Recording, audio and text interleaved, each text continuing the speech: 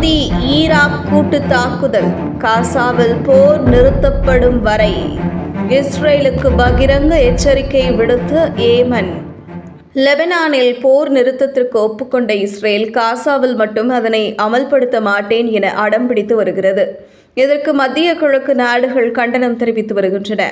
இருப்பினும் காசாவில் நாளுக்கு நாள் இஸ்ரேல் ஆக்கிரமிப்பு படைகளின் கொடூர தாக்குதல் தொடர்ந்து வருகிறது.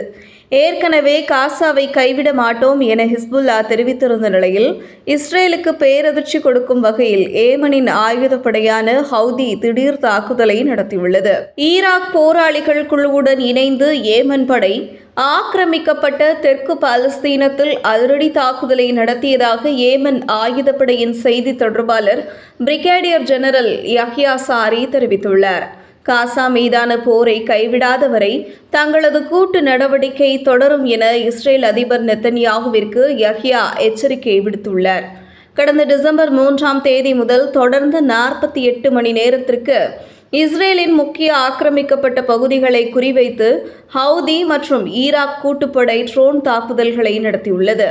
பாலஸ்தீனத்தில் உள்ள அல் ரஷ்ராஷ் பகுதியில் இஸ்ரேல் ஆக்கிரமிப்பு படை மீதும் கட்டமைப்புகள் மீது பலமுறை ட்ரோன்களை கொண்டு தாக்குதல் நடத்தியுள்ளது. அதேபோல் ஆக்கிரமிக்கப்பட்ட யாஃபா பகுதியில் பாலஸ்தீன டைப் 2 ஹைப்பர்சோனிக் ஏவுகணைகளை கொண்டும் தாக்குதல் நடத்தப்பட்டுள்ளது.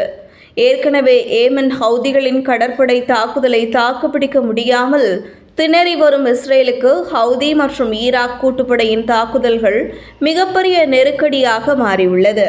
இந்த வீடியோவை உங்களுக்கு வழங்கியது www.aliaonlinestore.com. இந்த இணையதளத்தில் நீங்கள் ட்ரை ஃப்ரூட்ஸ், நட்ஸ், அதே மாதிரி குழந்தைகளுக்கு தேவையான டாய்ஸ் உள்ளிட்ட பல பொருட்களை நீங்கள் வாங்கிக்கலாம். ஒரு தடவை இந்த இணையதளத்தை விசிட் பண்ணி பாருங்கள்.